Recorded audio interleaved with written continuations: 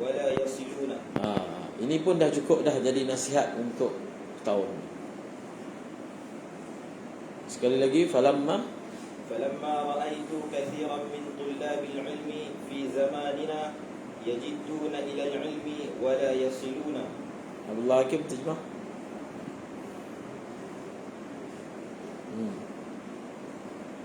Faham?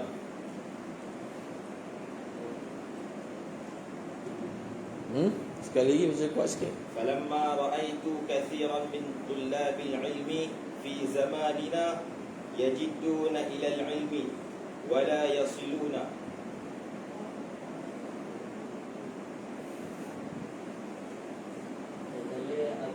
Aku melihat kebanyakan penuntut-penuntut ilmu mereka berusaha bersungguh-sungguh untuk mendapatkan ilmu dan mereka tak berputus asa. Ini pun satu perkara yang perlu diberi perhatian. Kita kena latih. Ni Ustaz Abdul Hamid dia selalu pesan, kita kena latih bahasa Arab ni. Cakap segi bahasa Arab, kita kena latih dalam dari segi bahasa Arab ni.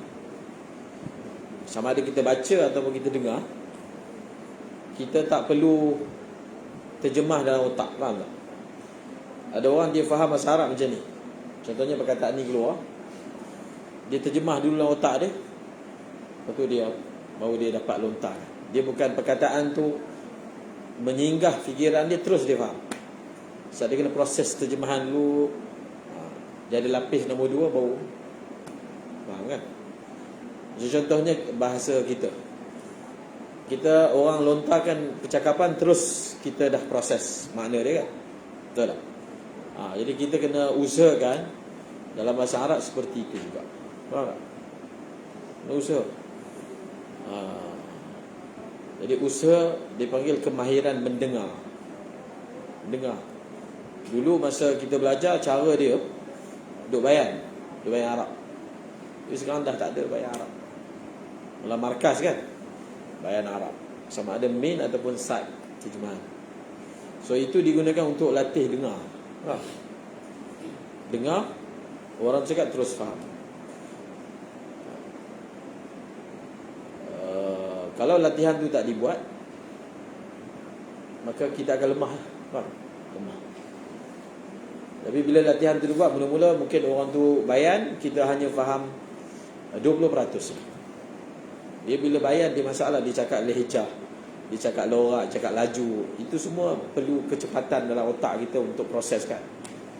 So, tapi apa, kita dengar je, dengar. Lama-kelamaan dia akan meningkat 30, 40, sehingga maknanya ke arah maksimal kan. Jadi itu kena diusahakan. Sebab kita belajar agama kan, kita duduk di line ni, maka itu semua benda yang kita kena ada.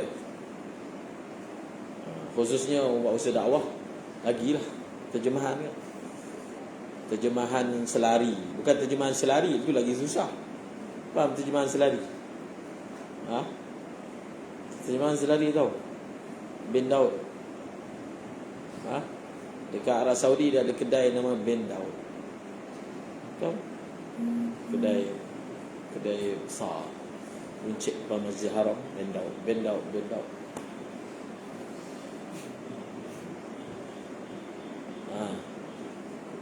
Betul lah, gelap pula. Tengok tokoh dia Ammar bin Daud. Bukan. Bin Daud. Dia satu lagi terjemahan selari. Itu lagi susah. Faham? Terjemahan selari itu maksudnya macam malam markas, istimak ke, bayan, kita dengar dan kita terus terjemah. Itu panggil terjemahan selari. Terus itu lagi susah lah. Satu, kita terjemah daripada Arab ke Melayu senang sebab bahasa kita olah je lah bahasa kita.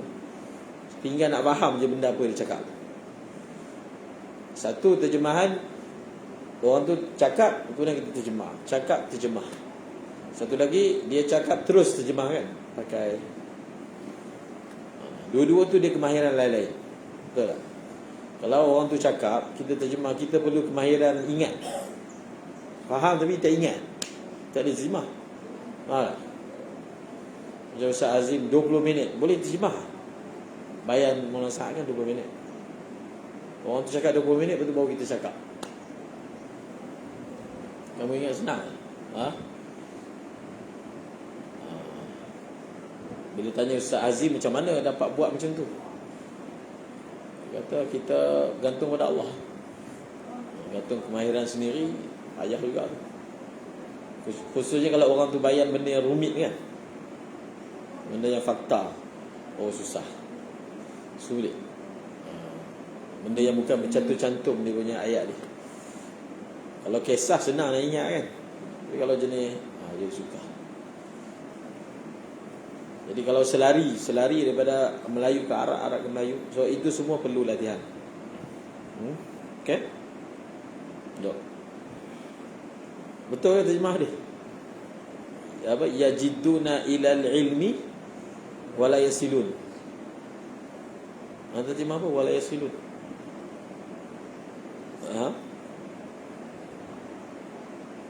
Wala yasilun.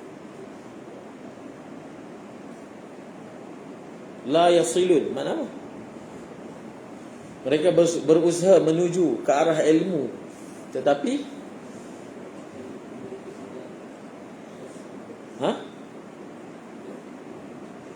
tidak apa?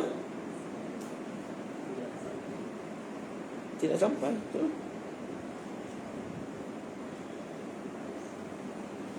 Dia kalau naik kapal terbang tu, dia ada naik, departure, satu lagi apa? Satu dipanggil apa? Arrival. Kalau departure maksudnya terbang kan. Dia panggil macam contohnya kita nak tanya, bila kamu punya waktu departure, terbang, dia panggil mau'idul iqla'. Kalau terbang iqla'. Faham? Sampai usul ni tak payah bagi tahu lah semua. Tahu usul mana sampai kan? Sampai. Dia usaha untuk capai ilmu tapi tak sampai. Belajar sampai tahun 8 tapi macam tak dapat dia punya tu, catch up ilmu. Kenapa berlaku? Betul tak? Betul. Wa min manafi'ihi wa thamaratihi yuhramuna lima annahum akhta'u tara'iqatu wa taraku syara'iqahu. Wa min manafi'il ilmi wa thamaratihi yuhramun. Ini cuba tengok pengarang ni tahun bila? Tahun bila? Tak ada. Beliau wafat tahun bila?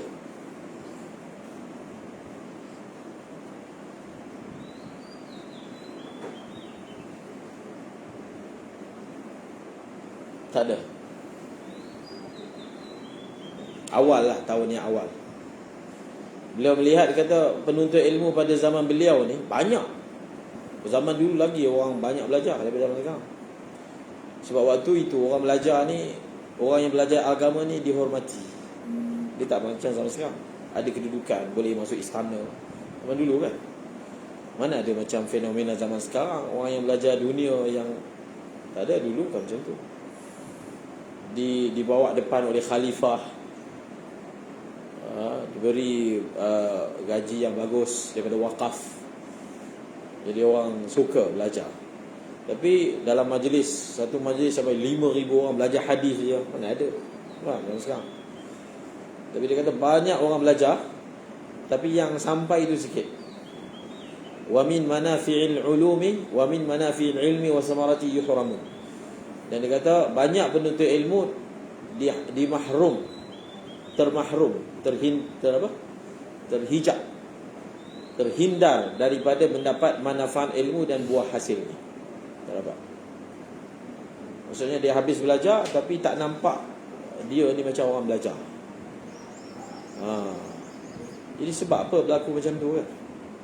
Benda zaman sekarang pun sama. Apatah lagi lah zaman sekarang. Kalau zaman dahulu pun seperti itu. Jadi kita yang belajar ni sepatutnya begitulah.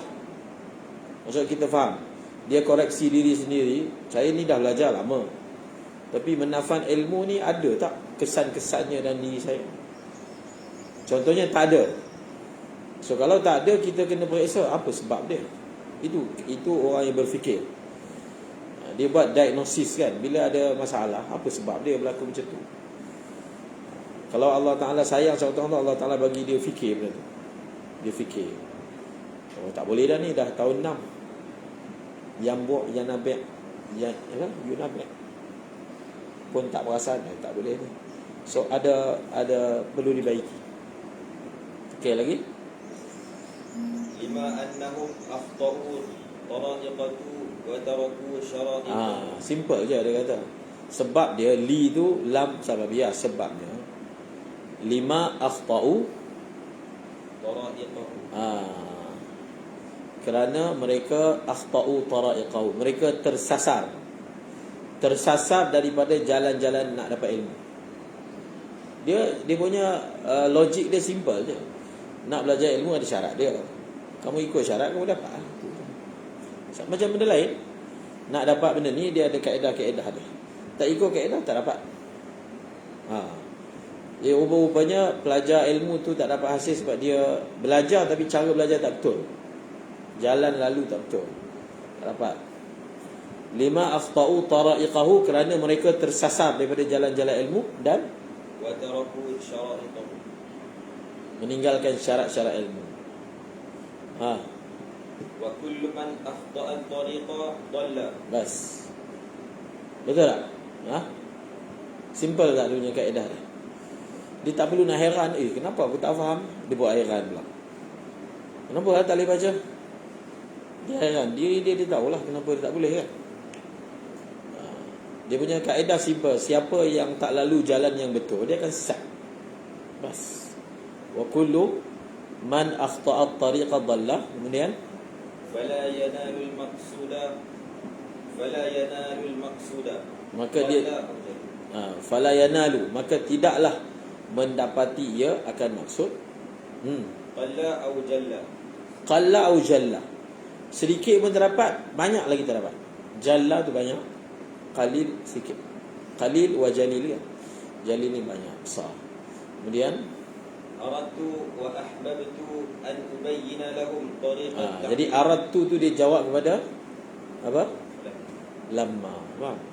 Bila aku tengok perihal pelajar zaman ni, begitu banyak orang syok belajar agama tapi tak dapat, maka mahulah aku aradtu wa ahbabtu an ubayyana lahum tariqat ta'limi.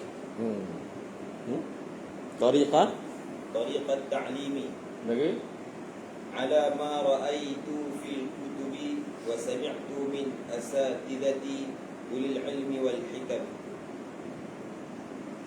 Ta'lim ke ta'allum? Nama kitab apa?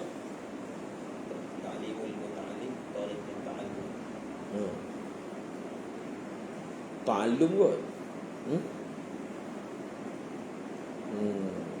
Ta'allum. Mungkin cuba cek. Sebab nama kitab ni memang Ta'limul muta'allimi tariqat ta'allum. Mengajar orang yang belajar cara belajar. Belajar mungkin belajar agak cara dia meredah je. Faham? Ada orang dia belajar, dia kata dia ada otak, dia ada akal, dia boleh belajar. Tak, ada dia banyak cara. La'ala sawab ta'allum. Cek muskal lain. Kemudian ala ma ra'aitu fil kutubi. Ya, jadi semua maklumat dalam kitab ni yang aku tengok dalam kitab-kitab, yang aku dengar daripada guru-guru nasihat. Wa sami'tu min asatidati ulil ilmi wal hikam. Kemudian raja'a ad-du'a li min ar-raghibin fihi al-mukhlisin. Kemudian bil fawz wal khalas fi yaumiddin. Seterusnya ba'da mastakhartu Allah Ta'ala fihi. Aku dah istikharah, nampak hati lapang, memang benda ni kena buat. Ajar orang cara belajar. Dan Allah Ta'ala berkati kitab ni semua orang ambil faedah. Ni antara kitab yang paling masyhur lah. Terjemahan pun ada dalam Jawi. Kitab Jawi kan. Jadikan kitab cara belajar. Kalau kita amalkan, insya-Allah dapat hasil.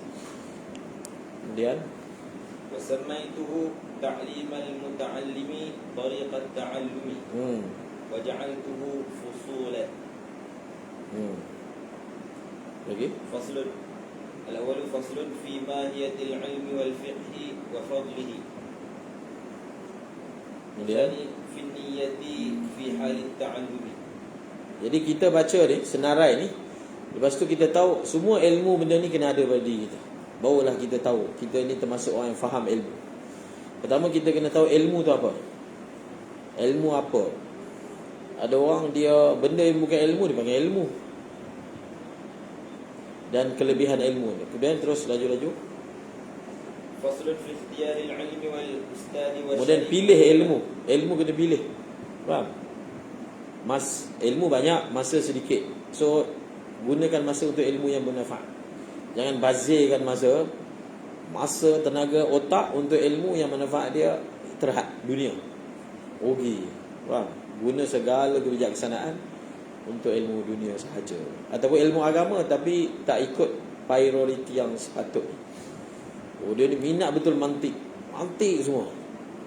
Betul lah mantik kan. Tapi kalau semua otak bagi kat mantik, rugi lah. Faham? Lagi? فصل في تعظيم العلم وأهله. فصل في الجد والمواظبة والهمة. Kan jiddi atau jiddi في الجد والمواظبة muwazabah والمواظبة والهمة. Jid bersungguh-sungguh. Muwazabah istiqamah. Himmah yang tinggi. Kemudian فصل في بداية السبق وترتيبه وقدره. Mula sabak, tertib dia, kadar sabak. Dalam kitab ni sebut para masyayikh suka memulakan sabak hari Rabu. Sekarang ni hari Rabu. Kemudian فصل في التوكل. tawakul. Orang belajar kena ada tawakal. Faham? Banyak sangat fikir. Yakin dengan belajar Allah bagi rezeki. Kena ada tawakal. Kemudian فصل في وقت التحصيل. waktu nak belajar pun ada waktu dia. Waktu otak segar, waktu sepatutnya belajar, waktu sepatutnya rehat, semua ada. Lagi? فصل في الشفقة والنصيحة. Lagi? فصل في الاستفادة. Istifadah. Mengambil peluang, mengambil faedah daripada masa, daripada ustaz, daripada guru, daripada kitab. Kemudian فصل في الورع حال التعلم. فصل فيما يورث الحفظ وفيما يورث apa dia? فيما يورث الحفظ وفيما يورث النسيان. Ini pun kena tahu, pelajar kan. Benda yang menyebabkan lupa, benda yang menyebabkan ingat. So kita baca tajuk ni pun kita tahu benda apa yang kita perlu ada. Seorang belajar, dia janganlah buat benda yang menyebabkan dia susah nak ingat. Segi makanan ke, segi dosa ke, segi fikir. Sebab benda yang paling perlu ada pada seorang belajar ni otak. Modal paling besar. Kalau belajar kat MSN, tahu MSN? Majlis Sukan Negara, otot. Dia perlu otot. Dia perlu otak. Nak lu berlari kaki lah. Renang apa. Dia sebab tu dia punya latihan stamina, otot. Baik kuat. Dia nak sukan apa?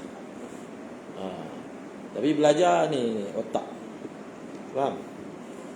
Jadi kena tahulah apakah perkara yang menyebabkan hafalan bagus. Apakah perkara yang menyebabkan lupa. Elakkan daripada buat. Kita nak guna banyak otak. Kemudian فصل فيما يجلب الرزق وما يمنعه. Dalam kitab ini diajar tentang sumber-sumber rezeki. Sebab antara perkara yang menyebabkan satu orang pelajar tak dapat tawajuh, masalah rezeki. Fikir macam mana. Jadi buatlah satu amal supaya paling kurang adalah makanan dia. Kan? Tapi jangan pula waktu belajar ni bisnes tak jalan ni. forever. Ada belajar buat forever. Tengah belajar buat forever. Ha? Gatai. Itu panggil gatai tu. Dia bawa dalam diri dia benda yang menyebabkan dia pening kepala. Tak perlu fikir pun ada anak bini nak tanggung pun. Faham? Lepas belajar lah berniaga. Betul tak? Jadi dia pergi buat benda yang menyebabkan dia pening kepala, nak kena fikir benda ni. Tak perlu. Faham? Makan dah cukup. Jadi buat amal-amal yang mana Allah mudahkan. Buat daripada sekarang kan. Siapa itu? Belajar, sepatutnya orang yang belajar agama ni dia perlu ada amal untuk rezeki. Faham? Amal. Dia ajar dalam kitab ni. Amal yang dia tahu dalam kitab ni sebut apakah perkara yang menyebabkan jadi fakir. Apakah perkara yang menyebabkan tarik rezeki. Bukan sebab kita nak jadi kaya, bukan. Supaya orang yang belajar agama dia jangan bergantung dengan orang lain. Faham? Sibuk nak pergi bergantung orang lain. So bila kita bergantung dengan orang lain, kita terpaksa jadi hamba orang tu. Faham tak? Jadi kita perlu ada satu amal. Sama ada amal tu datangkan sifat qanaah dalam diri kita. Faham? Walaupun dia tak cukup lah, tapi dia qanaah, dia memang tak. Ataupun Allah Ta'ala memang bagi rezeki pada dia. So amal tu sepatutnya dibuat dari sekarang. Sekarang buat istiqamah. Istiqamah kan? Jadi jangan sampai, maknanya dia akan berlaku macam ni, dua perkara.